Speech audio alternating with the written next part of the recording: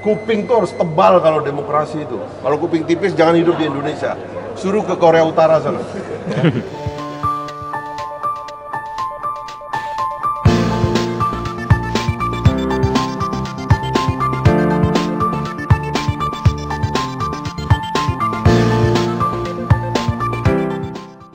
Nggak ada. Mungkin mau demo kali. Ya orang mau demo silakan aja. Makanya saya kan mengusulkan bikin alun-alun demokrasi supaya ada orang tempat demo. Emang DPR tuh di seluruh dunia tempat demo.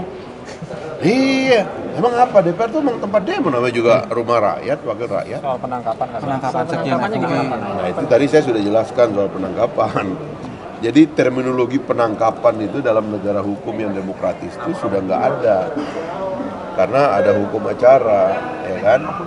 Penangkapan itu dalam kasus tangkap tangan, ya kan? Dan dalam jenis pidana tertentu, ya gitu. Jadi kalau dulu itu dalam rezim otoriter tidak hanya rakyat yang harus taat hukum, atau kalau dalam rezim otoriter rakyat itu harus taat hukum, negara nggak perlu taat hukum.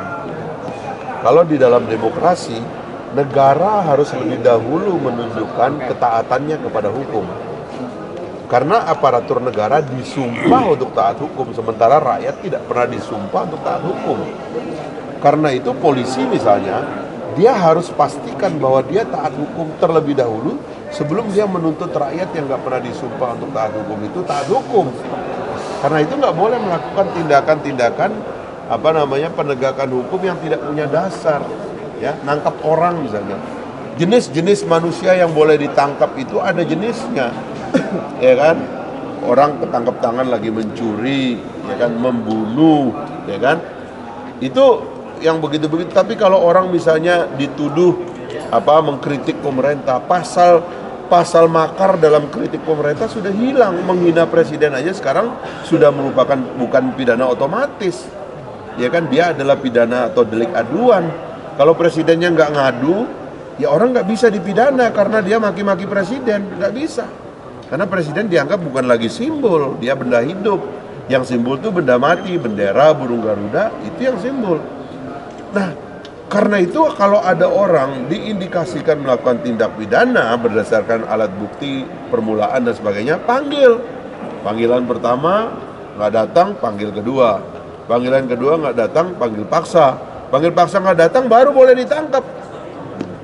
Jadi, tangkapnya pun harus datang membawa surat, Bapak kami ini gitu. Kecuali kalau dia bawa parang begini atau senjata gini, ditembak ke atas, saya mau pergi bunuh presiden, misalnya kayak begitu. Itu boleh, lumpuhkan juga boleh. Karena itu namanya tangkap tangan gitu. Alat bukti dan pelaku ada di satu tempat. Jangan begitu caranya, semua orang mau ditangkap. Dan yang ditangkap cuma untuk diajak nego, nanti dilepas juga. Kan nggak bagus begitu. Ya kan, itu rezimnya operasi intelijen begitu-begitu tuh dulu tuh udah nggak ada. Ya kan, diculik orang, habis diculik dimaki-maki atau diinterogasi, disiram air kepalanya, suruh mandi tengah malam gitu kan, atau dijepit di kakinya pakai kaki meja, ya, tangannya dijepit taruh besi. Itu zaman dulu. Sekarang udah nggak ada lagi begituan. Ini alam pikirannya sudah baru. Gitu. Jadi ada indikasi kesalahan prosedur ya, Mbak, polisi berkewajiban menjelaskan semua lembaga negara yang menggunakan kekuasaan bahkan memiliki kemampuan memaksa, ya seperti lembaga penegak hukum, dia harus bisa menjelaskan kepada masyarakat apa yang dia lakukan. Ya, jangan sembarangan, jangan sembrono. Sebab daripada tidak tegaknya hukum adalah terutama karena para penegak hukum tidak bisa menjelaskan secara baik apa yang dia lakukan. Gitu loh, ya. Nggak usah pencitraan, tapi jelaskan baik-baik. Kalau ada barang bukti, Bang, berhak dilepas nggak? Yang lain juga udah dilepas semua. Yang saya takut ini si kotornya dipanggil cuma untuk dimarah-marahin. Lu jangan gitu lagi lo. Kita dimarahin sama bos nih, lu jangan begitu. Nggak boleh begitu. Dalam demokrasi ini orang ribut tuh hari-hari, ya kan? Kalau Anda nggak mau ribut-ribut, jangan demokrasi. Demokrasi ini memang negara ribut. Negara ribut, negara tidak efisien namanya demokrasi. Kalau negara senyap, negara otoriter, itu namanya Korea Utara. Tiba-tiba orang hilang tuh. Anda mau begitu lagi? Saya nggak mau. Ya kan? Kalau Jokowi mau begitu silakan aja, saya nggak mau. Dan kalau dia mau begitu saya lawan dia. Ya. Ini mau ulang tahun reformasi soalnya, masih ingat kita bagaimana susahnya orang dihilangkan kebebasannya. Jangan main-main dia, jangan ngasih kode-kode untuk nakut-nakutin orang. Sekarang tuh nggak ada lagi orang takut, ya. Orang pintar yang banyak ini. Dan presiden nggak usah takut sama orang pintar. Polisi juga nggak usah takut sama orang pintar. Dan nggak usah nakut-nakutin orang. Kalau berani bicara, berani ngeritik, nggak usah nakut-nakutin. Yang harus ditakutin itu perbuatan jahat. Kalau orang ngeritik, jangan ditakutin, biar dong. Kuping tuh harus tebal kalau demokrasi itu. Kalau kuping tipis, jangan hidup di Indonesia.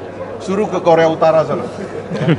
Jadi rakyatnya Kim Jong Un itu cocok tuh dia itu tepuk tangan ya, begitu presiden lewat tepuk tangan kayak boneka orang Tapi gila. kalau Abang lihat aksi ini ada upaya makar atau tidak?